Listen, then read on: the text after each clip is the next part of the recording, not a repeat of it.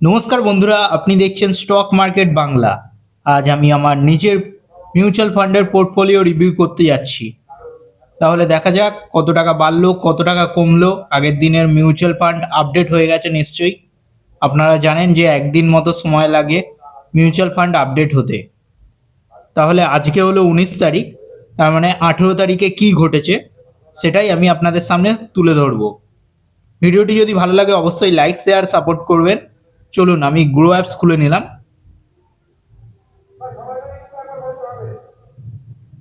আজকের NFT fifty দেখা যাক। এনএফটি ফিফটি ভালো রিটার্ন করেছে, 0.58% চড়েছে। সেন্সেক্সও চড়েছে 0.53%। Bank NFT 0.27%। তার মানে তিনটে ইন্ডেক্সই ভালো পারফর্ম করেছে। এই রেজাল্টটা কালকে আমরা দেখতে পারবো। তো আগের দিনের রেজাল্ট আমরা দেখি যে কেমন কি রিটার্ন দিয়েছে। আমি ড্যাশবোর্ড সেকশানে চলে এসেছি, ডে চেঞ্জে চলে এসেছি। আগের দিন কেমন কি রিটার্ন করেছে। Motilal Oswal mid cap fund direct growth 0.05%। Positive return দিয়েছে, যদিও মার্কেট খুব একটা ভালো কালকেও চলেনি, যার দরুন 76 টাকা 11 পয়সা রিটার্ন দিয়েছে। এরপরই আছে Bandhan small cap fund direct growth. এটা কালকে মাইনাস খেয়েছে 0.29%, 165.23 পয়সা। এরপর আমরা দেখছি Nipon India growth mid cap fund direct growth, যেটা 0.12% রিটার্ন দিয়েছে, পজিটিভে ক্লোজ করেছে 1.70 পয়সা। Nipon India small cap fund direct growth এটাও কালকে মাইনাস খেয়েছে 0.39%। তার মানে এখানে দেখা যাচ্ছে যে স্মল ক্যাপ কালকে খুবই খারাপ পারফরমেন্স করেছে, নেগেটিভ রিটার্ন দিয়েছে। তার তুলনায় মিড ক্যাপ কিছুটা হলেও রিকভার করেছে, দেখতেই পাচ্ছ। এরপরে আমরা এইচডিএফসি ফ্লেক্সি ক্যাপ দেখলাম, এটাও দেখছি 0.06% রিটার্ন দিয়েছে, তাও আর নেগেটিভে, তাই রিটার্ন দাঁড়াচ্ছে 0.68 পয়সা। পারাক কালকে একটু পজিটিভ ছিল, 0.07%-এর মতো রিটার্ন দিয়েছে পজিটিভে, যার দরুন 0.77 পয়সা হয়েছে। DSP multi asset allocation fund direct growth, এটা 0.05% পজিটিভ রিটার্ন দিয়েছে, যার দরুন দেখতেই পাচ্ছ 0.05 পয়সা হয়েছে। এবার দেখা যাক এক্সআইআর কেমন কি দাঁড়াচ্ছে। তার আগে কত টাকা ইনভেস্টেড আছে সেটাও আমি আপনাদের সামনে তুলে ধরছি। সব থেকে বেশি আছে Motilal Oswal mid cap fund direct গ্রোথে, দেখুন 1,46,078 টাকা। Bandhan small cap fund direct গ্রোথে 55,678 টাকা। Nippon India growth mid cap ফান্ডে আছে 1,413 টাকা। Nippon India small cap fund direct গ্রোথে আছে 1,380 টাকা। এইচডিএফসি ফ্লেক্সি ক্যাপ এবং পারাক ফ্লেক্সি ক্যাপে আছে 1,000 টাকা মতো, দেখতেই পাচ্ছ। ডিএসপি মাল্টি অ্যাসেট অ্যালোকেশন ফান্ডে আছে 100 টাকা মতো। এবার টোটাল রিটার্নটা আমি শো করছি, তার মানে 6 মাস ধরে এটা ইনভেস্টেড আছে অ্যামাউন্টটা। 6 মাসে কি রেজাল্ট দাঁড়িয়েছে সেটাই আমি আপনাদের সামনে তুলে ধরছি। সব থেকে খারাপ হাল তো মতিলালেরই আছে, 0.45% রিটার্ন দিয়েছে শুধুমাত্র, 654 টাকা। Bandhan small cap fund direct growth, এটা 3.3% রিটার্ন দিয়েছে, 1,837 টাকা। এরপরে আছে Nippon India growth mid cap fund 0.28%, যার ধরুন 3 টাকা রিটার্ন দিয়েছে। Nippon India small cap fund zero হয়ে গেছে, 0% জিরো হয়ে গেছে, যা আবার রিটার্ন ছিল সেটাও মাইনাস হয়ে গেছে। HDFC flexi cap fund direct growth 7.21% return দিয়েছিল, যার দরুন 71 রুপিস হয়েছে। Parag flexi cap fund direct growth 6.9% return দিয়েছে, তার জন্য 69 টাকা দেখাচ্ছে।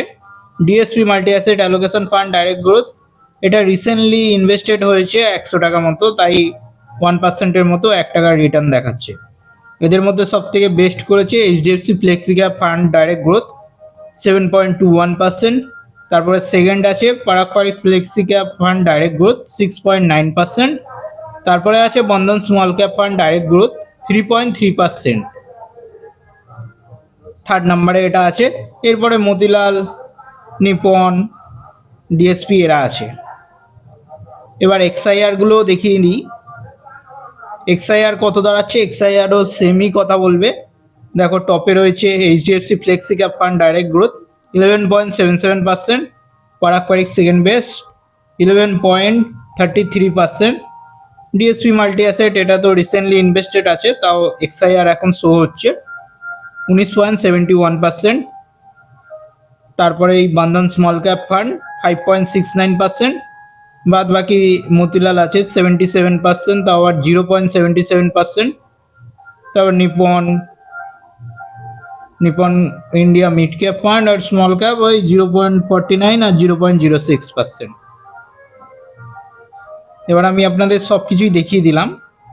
এবার দেখাচ্ছি হোল্ডিংস কত টাকা ইনভেস্টেড আছে। টোটাল ইনভেস্টেড আছে 2,06,648 টাকা, দেখতেই পাচ্ছেন, যার এক্সআইআর দাঁড়াচ্ছে 5.8%, আর টোটাল রিটার্ন দিয়েছে 1.28%।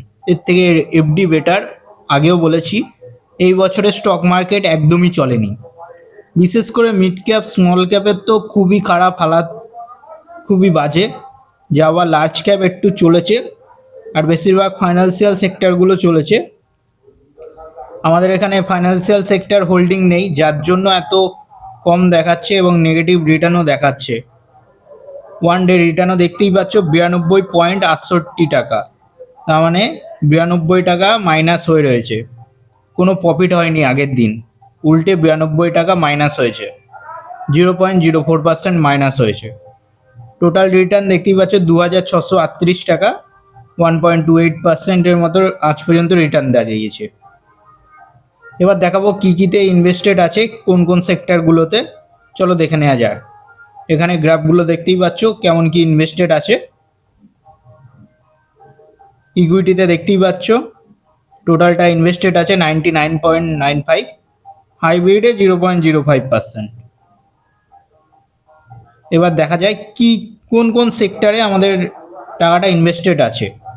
সব থেকে ওপরে যেটা আছে কনজিউমার ডিরেকশনে 26.84%, তারপর টেকনোলজি 21.75%, ইন্ডাস্ট্রিয়াল 15.79%, ফাইন্যান্সিয়াল আছে 8.59%, খুবই কম, সামান্য ফাইন্যান্সিয়ালে আছে, যার জন্য এত কম রিটার্ন জেনারেট করছে।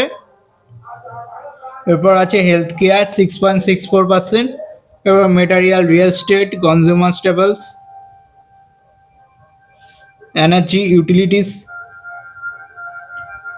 এইসবে কিছু কিছু ইনভেস্টেড আছে। আজকের ভিডিওটা এইটুকুনি। কেমন লাগলো অবশ্যই জানাবে কমেন্টে। ভিডিওটি ভালো লাগলে অবশ্যই লাইক, শেয়ার, সাপোর্ট করবে। তোমাদের একটি সাপোর্ট আমাকে ভিডিও বানানোর আরও মোটিভেট করবে। দেখা হচ্ছে নেক্সট ভিডিওতে। ধন্যবাদ।